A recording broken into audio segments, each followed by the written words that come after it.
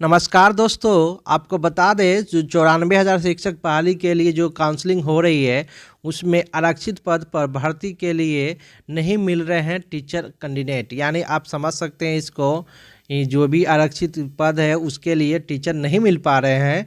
आइए अखबार के माध्यम से आपको हम डिटेल बताते हैं क्या लिखा हुआ है। देखेंगे, ये देखना है, राज्य के प्रारंभिक स्कूलों के छठे चरण के नियोजन के तहत करीब 94,000 शिक्षक की नियुक्ति की प्रक्रिया चल रही है। काउंसलिंग के माध्यम से उम्मीदवारों का अंतिम रूप से चयन की प्रक्रिया करीब करीब समापन की ओर है। बिल्कुल समापन की ओर है।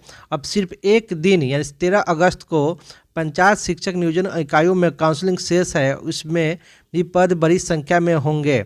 लेकिन अब तक अंतिम रूप से शिक्षक अभ्यर्थियों के चयन की जो सूचना नियोजन इकाइयों से विभाग से मिले हैं वह उत्साहवर्धक नहीं है। कहने का मतलब है जो भी आपको चयन सूची मिला है उसमें बहुत संख्या कम देखने को मिल रहा है। हालांकि विभाग को अभी 9 और 10 अगस्त की चयन अंतिम रिपोर्ट नहीं मिल पाई है, बावजूद भी इसके 2 चरण जुलाई और अगस्त में हुई काउंसलिंग को लेकर निर्धारित पदों की तुलना में चयन काफ़ी कम हुआ है। यानी आप समझ सकते हैं जो भी काउंसलिंग हो रही है उसमें सीट के अनुसार, पद के अनुसार सिलेक्टेड कैंडिडेट बहुत कम हो रहे हैं। हजारों की संख्या में पद रिक्त रह गए हैं। यानी आप सब समझ सकते हैं इतना पद रिक्त होने के बावजूद भी अभ्यर्थियों का चयन सही से नहीं हो पा रहा है। यानी काफ़ी कम संख्या में चयन हो रहा है। इसके पीछे क्या कारण हो सकता है? जब सीट इतना बच रहा है तो कम से कम सबसे मिनिमम मेरिट लिस्ट को भी ले लेना चाहिए। यानी जो भी कम मेगा सूची है उनका भी ले लेना चाहिए। जब सीट ही बच रहा है तो सीट को पूरा करे, लेकिन ऐसा नहीं हो रहा है। सब जगह यानी लगभग देखेंगे कितना सीट बाकी रह रहा है, आपको हम बताते इसी पेपर के माध्यम से आपको बताएंगे। विभाग से मिली की जानकारी के मुताबिक आरक्षित श्रेणी के पद पर उम्मीदवार का कम मिल रहे हैं। अच्छा, आरक्षित श्रेणी के पद पर उम्मीदवार कम मिल रहे हैं। कई नियोजन इकाइयों में कई आरक्षित श्रेणी के एक ही उम्मीदवार काउंसलिंग में टर्न अप नहीं हुए हैं। नेक्स्ट देखेंगे क्या आपका लिखा हुआ है। भाषा विज्ञान गणित, देखेंगे आपको हम जूम करके बता रहे हैं। भाषा विज्ञान गणित में रिक्त की तुलना में प्रारंभिक शिक्षक काफ़ी कम मिल रहे हैं। यानी इन सभी सब्जेक्ट में ये टीचर कम मिल रहे हैं। महिलाओं के 50% पद आरक्षित है, लेकिन महिला के अभ्यर्थी नहीं है।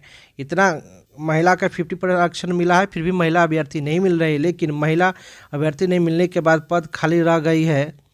नियोजन को लेकर अंतिम रूप से चयन की जो तिथिवार रिपोर्ट शिक्षा विभाग के नए अपर मुख्य सचिव संजय कुमार ने सार्वजनिक किए हैं वह काफ़ी तस्कीर कर रही हैं। साथ में 7 अगस्त की देखेंगे, 7 अगस्त की काउंसलिंग की ही तहत करें तो इस दिन 31 जिलों में 273 प्रखंड नियोजन इकाइयों में 1910 पदों में 492 रिक्त रह गए। बहुत कम।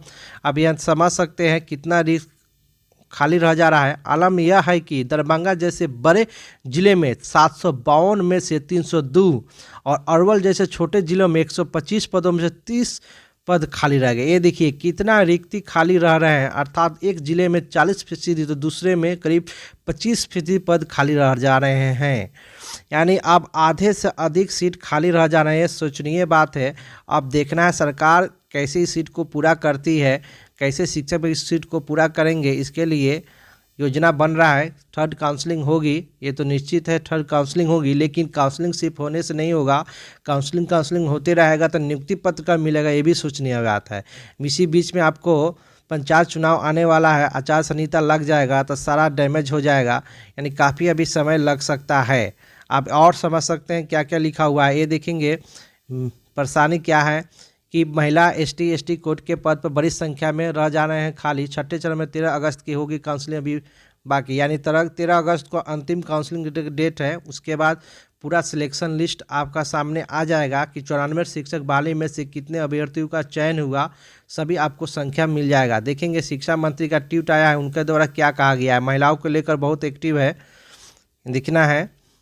महिलाओं को फिर एक बार मौका संभव, मंत्री जी बोले हैं। शिक्षा मंत्री विजय कुमार चौधरी ने बड़ी संख्या में पद खाली रह जाने को लेकर पूछे गए सवाल पर मंगलवार को कहा कि काउंसलिंग का पूरा शेड्यूल समाप्त हो जाने दीजिए, उसके बाद अधिकारी से संघ व्यापक समीक्षा की जाएगी। खास तौर से यह पता किया जाएगा महिलाओं के लिए कितने पद आरक्षित थे और कितने महिलाओं के आवेदन आए थे, कितने अंतिम से चयनित हुए हैं और कितने पद रिक्त रह गए हैं। समीक्षा के बाद संपूर्णता इसमें देखने के बाद निर्णय लिया जाएगा। संभव हो कि महिलाओं की नियुक्ति के लिए काउंसलिंग की एक और तिथि दिया जाए। ये समझ सकते हैं, उनका ट्वीट है। बहुत गुड न्यूज है कि महिलाओं के लिए फिर से अलग से तिथि घोषित किया जा सकता है। और इसमें आपको बताना चाहते हैं दोस्तों कि इसमें दिसंबर सीटेड और जनवरी सीटेड अभ्यर्थियों के लिए अब शांति से बैठने का समय नहीं रह गया है। उनको अब एक्टिव होना पड़ेगा, उनको लड़ना पड़ेगा। शांत होने से कुछ नहीं होगा। ट्विटर अभियान तो होता ही है, ठीक है, लेकिन एक बड़ा पैमाने पर पटना की धरती पर बड़ा आंदोलन करने की ज़रूरत है। कि आप देख सकते हैं संजय सर का ट्वीट आया था कि जनवरी में नोटिफिकेशन स्टेट के लिए जारी होगा, लेकिन सीटेट के लिए कुछ चर्चा नहीं है। इसलिए सीटेट के मुद्दा को हाईलाइटेड करने के लिए मीडिया से लेकर न्यूज़ से लेकर पूरे मंत्री तक पहुंचाने के लिए आपको बड़ा आंदोलन करना ही पड़ेगा। अगर बड़ा आंदोलन नहीं कीजिएगा, ऐसे ही ट्विटर पर ही, व्हाट्सएप पर ही, फेसबुक पर ही रहिएगा, तो आपके न्यूज़ को, आपके मुद्दे को कोई नहीं जान पाएगा। इसलिए छोटे मोटे आंदोलन से काम नहीं चलेगा। सभी अभ्यर्थियों को एक साथ आना पड़ेगा। सभी अभ्यर्थी एक साथ आ जाएंगे। जिस दिन अगर 50,000 के आसपास में अभ्यर्थी है, अगर उसमें से 10,000 या 5,000 अभ्यर्थी पटना की धरती पर पहुंच जाते हैं, तो आपको हम 100% कहते हैं मुद्दा हमेशा के लिए सेट हो जाएगा कि सीटेट का बहाली भी करना है 128 में।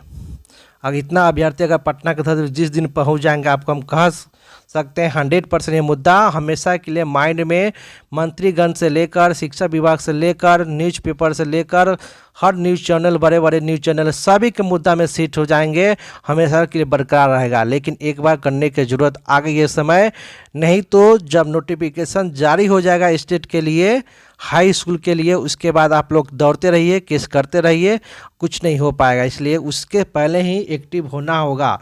सभी अभ्यर्थी आप एकजुट हो। जो भी छोटे छोटे ग्रुप में बट गए हैं, उनसे कहना चाहते हैं आपस में न लड़े, सभी एक साथ लड़कर मुद्दा को, एक ही मुद्दा है, एक ही सोच है, एक ही मांग है, तो अलग अलग क्यों? अलग अलग रहने से कुछ नहीं होगा। सबको एक साथ आना पड़ेगा, तभी कुछ संभव है। और बताना चाहते हैं जो अभी तक, यानी आप समझ सकते हैं 8,000 कहने का मतलब हुआ 30,000 अभ्यर्थी आसपास मान लेते हैं। इतने अभ्यर्थियों में से आप एक्टिव मेंबर जो हम देख रहे हैं दिसंबर हो का या जनवरी का, उसमें 1,000 ही देखने को मिल रहा है। लगभग 1,000 की संख्या में अभ्यर्थी एक्टिव है और बाकी सब कहाँ गए? व्हाट्सएप में, फेसबुक में देख 1,000 सब मिलाकर, दोनों मिलाकर, दिसंबर और जनवरी सीटेड अभ्यर्थी मिलाकर 1,000 एक्टिव है। आखिर इतना अभ्यर्थी जो पास हुए हैं वो सब कहाँ गए, क्या हुआ, नहीं हुआ? इस वीडियो को इतना शेयर कीजिए कि जिन जिन अभ्यर्थियों को नहीं मालूम है, सोए हुए हैं, उनको ये बहाली के बारे में समझाइए कि ये बहाली क्या होता है।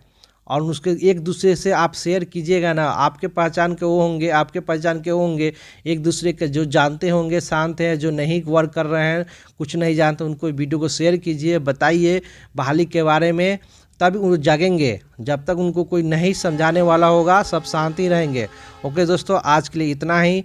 वीडियो को लाइक करें, शेयर करें, सब्सक्राइब करना आप लोग ना भूलें, क्योंकि समय समय आपको अपडेट और मिलते रहेगा।